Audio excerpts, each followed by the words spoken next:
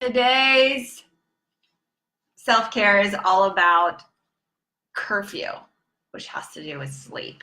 So I brought my little sleep mask to show you. But yeah, my name is Amanda Lee. I'm a health, happiness, and hormone coach, and I've been taking you through my 10 days of self-care and giving you a different C word every day to help you focus on your self-care.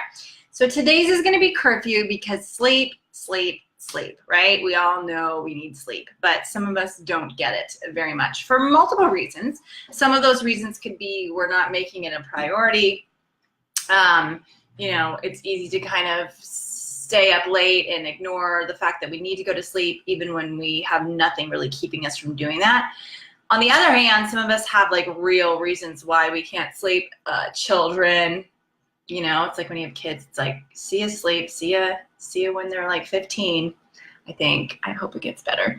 And, you know, also having like sleep problems can also keep you from sleeping. Even though you want to sleep, you can't, which is super frustrating. So there's lots of reasons why things can affect our sleep.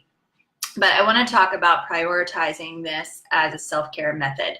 So, you know, sleep is literally a precursor to so many of our hormonal functions, and it starts in the brain. It starts with the relationship between your pituitary gland and, of course, your circadian rhythm. Your cortisol plays a role in this. All of these things are affecting your sleep. So there's certain things that you can do to kind of make yourself have better sleep hygiene and better sleep habits. One of those things, most importantly, would be to turn down the lights in your house as the sun goes down, okay? And that includes screens. So as the sun goes down, this is a sign to our cortisol that it should be falling at the same time, and that our pituitary gland and everything should be ready for nighttime. So part of what you can do is actually lower the lights in your house as the sun goes down, get down to like a lower light, like candlelight, white lights, etc., and no screens. Now, if you absolutely need to have a screen, you can get some glasses that are actually blockers from the light that can disturb your patterns within your eyes and your brain to keep you from, you know, staying up later than you should. The other thing you need to do is in your room specifically, any sort of light that is exposed, even if you do wear a sleep mask to help you from your eyes, and I do this like when I travel, but my room is like pitch black.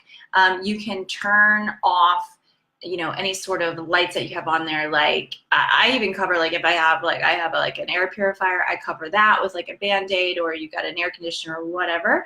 You can cover those lights so that nothing, because your body also can go right in through your skin, right, and disturb that pituitary gland. So it's not just eyes, it's definitely your skin as well. So the way it was meant to be is that when the moon was full, that would be absorbed through our skin, also trigger us to ovulation.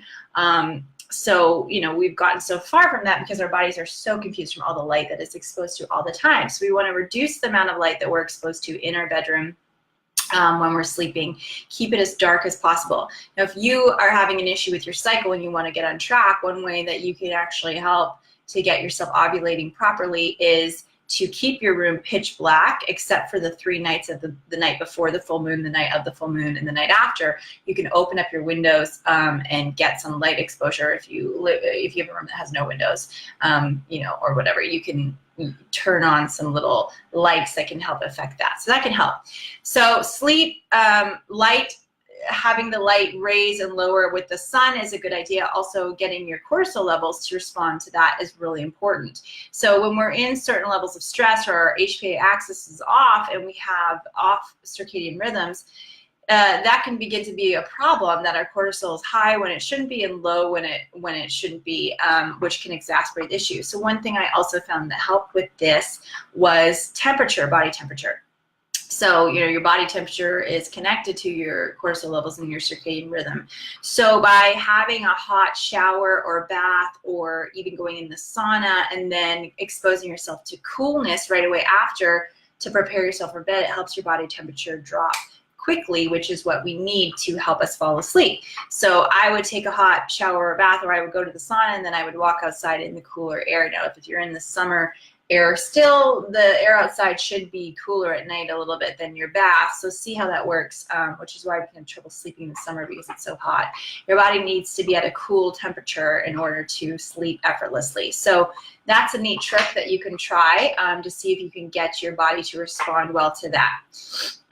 You know, if you're really having a difficult time getting sleep and prioritizing this, then, you know, some things that can help get you in the mood for sleep is, like I said, turning off your phones, turning off all that stuff, doing some yoga nidra, doing some breathing exercises, doing some meditation before bed to prepare you for bed, and having a nighttime routine so that your body starts to know it's time for bed.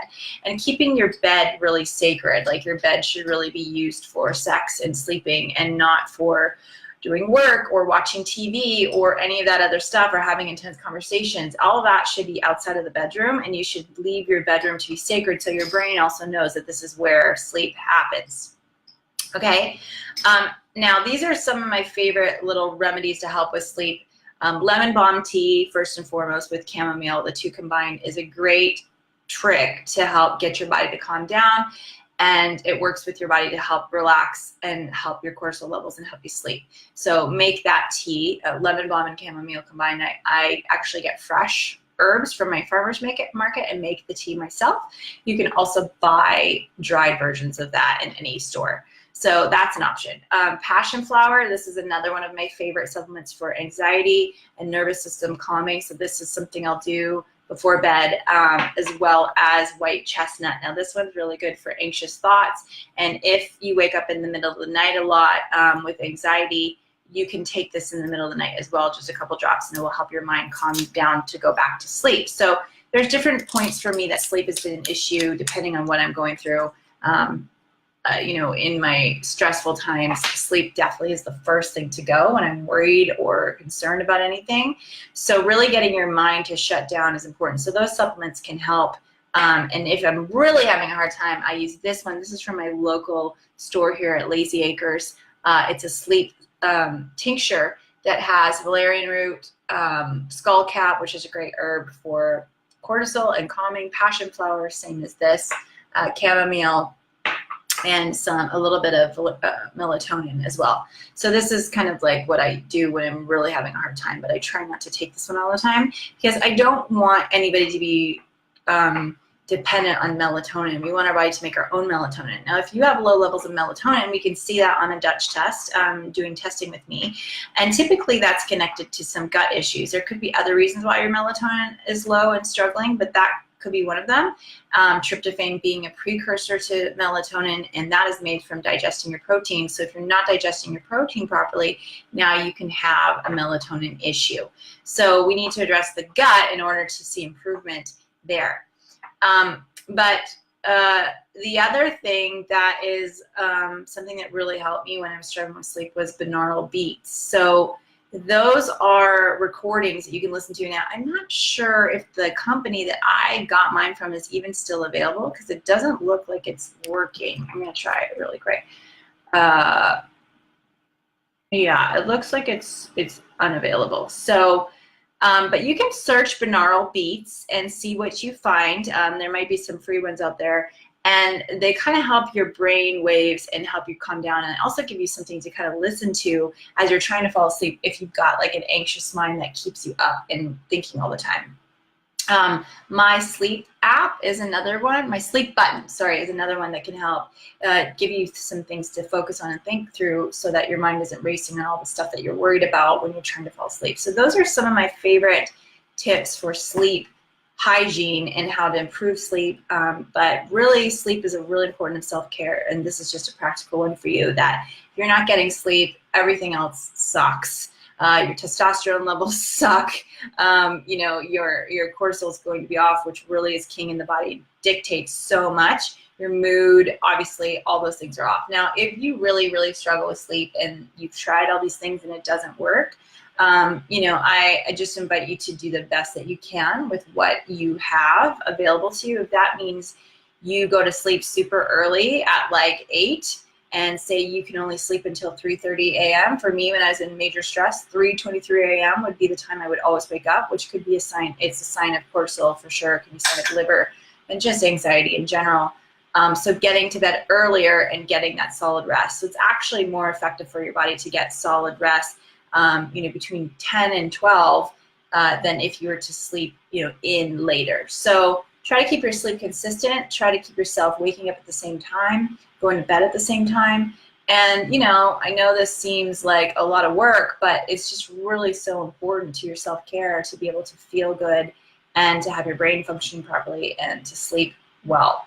So noise machines can also help distract you from anything that you hear. So, not drinking alcohol. Alcohol is a really big component that can affect sleep. It affects you more than you know when you have a glass or two of wine before bed. So try to, if you're going to have alcohol, to do it earlier in the day and not drink close to bedtime because it can affect your sleep so much. But yeah, try some of these tricks and tips to see if they can help you get a good sleep routine. Try changing your body temperature, drink relaxing tea, take some herbs that can help calm your mind, meditate, do some yoga nidra, that sort of stuff. Get your body ready for sleep. Turn down the lights in your house. Make sleep a priority and get yourself some good rest. And it will translate to the way that you show up and the way that you care for the rest of your body.